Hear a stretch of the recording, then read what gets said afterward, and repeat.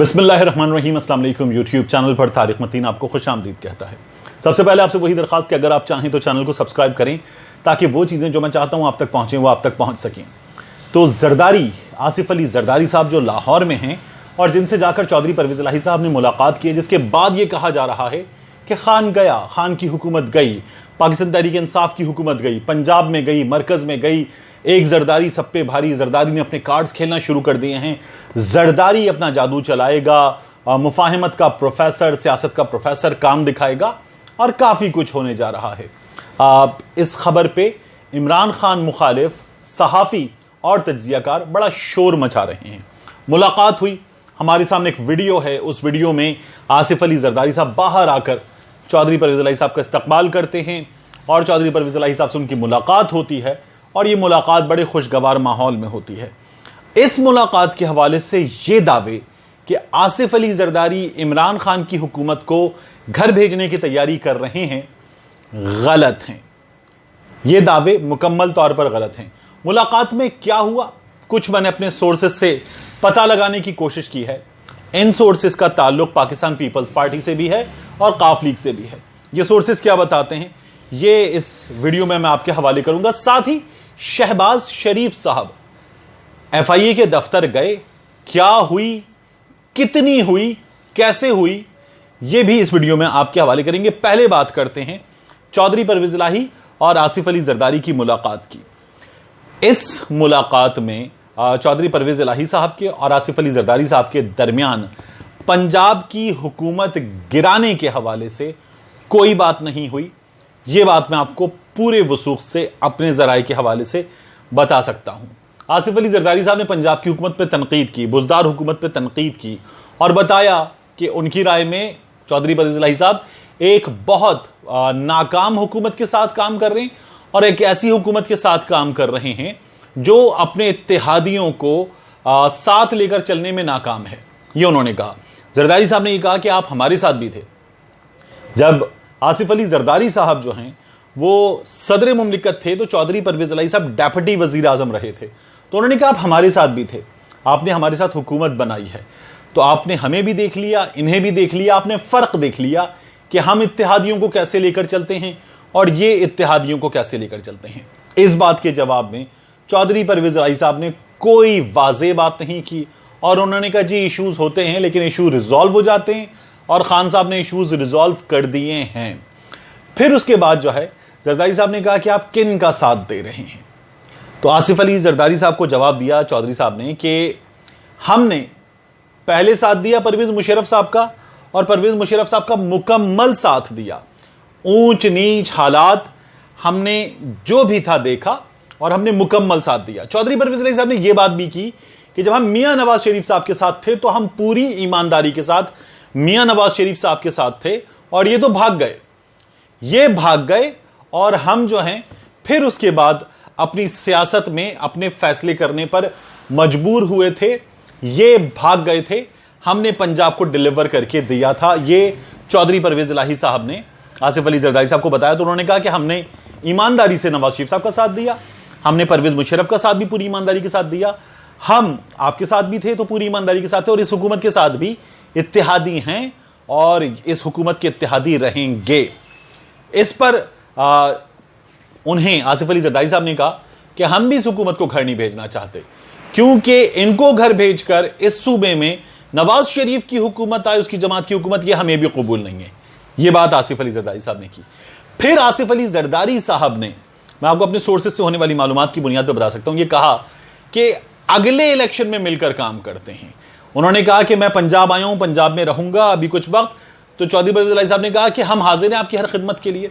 उन्होंने कहा आप देखिएगा अभी बड़ी बड़ी चीजें पाकिस्तान पीपल्स पार्टी में आएंगी, बड़ी बड़ी शख्सियात आएंगी, तो आप हमारा साथ दीजिए, अगले इलेक्शन के बारे में सोचें और हम आगे की सोच रहे हैं।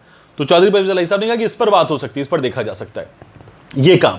और उन्होंने कहा कि आगे नवाज की हुकूमत आने के इम्कानात हैं, उसे नहीं आने देना। यह बात आसिफ अली जरदारी साहब ने चौधरी परवेज़ इलाही साहब से की और चौधरी परवेज़ इलाही साहब ने इससे मुकम्मल इत्तेफाक किया कि नवाज की हुकूमत नहीं आने देंगे। तो असल खतरा अगले इंतखाबात में नवाज की हुकूमत के लिए है। नवाज की हुकूमत अगले इंतखाबात में ना आए, इस बात पर इत्तेफाक हुआ है। पाकिस्तान तहरीक इंसाफ पे इस हवाले से डिस्कशन नहीं हुआ इस मुलाकात में। साथ ही आसिफ अली जरदारी साहब ने एक मदद और मांगी। उन्होंने कहा इनको समझाएं, ये जो आपके इत्तेहादी हैं ये सूबा सिंध में मुसलसल हमारे खिलाफ महाजारा हैं और ये हमें धमकियां दे रहे हैं, डरा रहे हैं। हम इनसे धमकियों से डरने वाले नहीं हैं और अगर ये सूबा सिंध में हमारे खिलाफ कोई गैर आईनी कदम उठाएंगे तो फिर आप इनके इत्तेहादी आप इनको रोकेंगे। परवेज इलाही साहब ने कहा कि इंशाअल्लाह इस सिलसिले में आपकी मदद करेंगे, देखेंगे। मेरी जो बात हुई है, परवेज इलाही साहब ने कहा मुझे यह नजर आ रहा है कि ये आपकी हुकूमत के खिलाफ कुछ नहीं करेंगे। यह है इस मुलाकात की स्टोरी। इसके बाद जो शहबाज शरीफ साहब की पेशी है उसके हवाले से मैं आपको बताऊं, बहुत दिलचस्प पेशी थी। और शहबाज शरीफ साहब जो है एक बार फिर नैब जाते हैं, वहां पे भी लड़ाई कर लेते हैं। यहां पर भी शहबाज शरीफ साहब ने लड़ाई कर ली। शहबाज शरीफ साहब ने एक तो ये कहा कि आप इसकी रिकॉर्डिंग नहीं करेंगे। एफआईए वालों ने कहा कि जनाब हम जितनी बड़ी शख्सियात को बुला रहे हैं हम उनकी रिकॉर्डिंग कर रहे हैं, आपकी भी रिकॉर्डिंग होगी। शहबाज शरीफ साहब ने इनिशियली मना कर दिया कोऑपरेट करने से कि फिर मैं नहीं करूंगा। उन्होंने कहा जनाब ये आपको करना होगा। फिर शहबाज शरीफ साहब मान गए उनके समझाने पर और शहबाज शरीफ साहब ने उनसे 20 सवालात हुए जो एफआईए में सोर्सेज बता रहे हैं उसके मुताबिक 4 सवालात के जवाब दिए शहबाज शरीफ साहब ने। शहबाज शरीफ साहब ने अपने बच्चों से मुकम्मल लाताल्लुकी का ऐलान कर दिया और कहा जो है कारोबार में उनके हाथ में है, उनसे पूछें। उनसे पूछा कि जनाब आपके बच्चे तो मुल्क से बाहर जाकर बैठ गए, भाग गए, क्या करें उनका?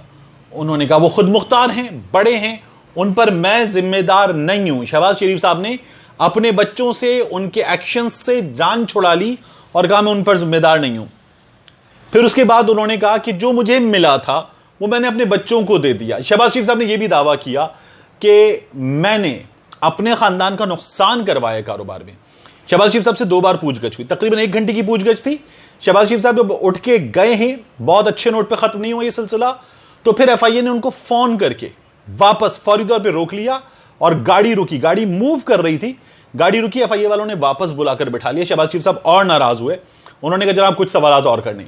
फिर शहबाज शरीफ साहब से सवाल हुए। शहबाज शरीफ साहब ने जीरो कोऑपरेशन किया और उन्होंने कहा मैं इससे पहले भी आपको जवाब दे चुका हूं, मैं अब भी जवाब दे रहा हूं। आप इमरान खान के कहने पर ये सब कुछ मेरे साथ कर रहे हैं, मैं आपसे ताउन नहीं करूंगा। तो शहबाज शरीफ साहब का ये रवैया था।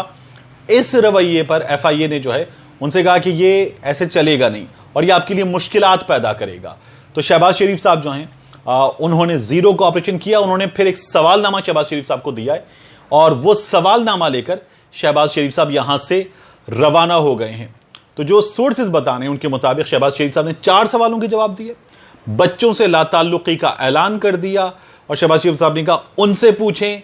शहबाज शरीफ साहब ने यह भी कहा कि अब मैं कारोबार में जो है वो जिम्मेदार नहीं हूं और आप ये सब कुछ इमरान खान के कहने पर कर रहे हैं। मरियम औरंगजेब साहिबा जो हैं उनकी तर्जुमान, वो उनके उस गुफ्तगू के बाद जब शहबाज शरीफ साहब रवाना हो गए तो ये कह रही हैं कि ये सब कुछ इमरान खान कर रहा है। पहले वो कहते थे नैब न्याजी गठजोड़ है, अब वो कह रहे हैं कि एफआईए न्याजी गठजोड़ है। इस गठजोड़ से ये तमाम चीजें हो रही हैं और शहबाज शरीफ साहब को रोकने की कोशिश है। ये शहबाज शरीफ की कौमी असम्बली में की गई तकरीर का रद्द अमल है। और ये जो पूरा मामला है, इस पूरे मामले में मेरी एफआईए की जिन सोर्सेज से बात हुई उनका ये कहना है कि शहबाज शरीफ साहब से मेरिट पे तफ्तीश कर रहे हैं। ये तफ्तीश जारी रहेगी। शहबाज शरीफ साहब को हम दोबारा भी बुलाएंगे क्योंकि उनकी तरफ से हमें मुकम्मल कोऑपरेशन नहीं मिला है।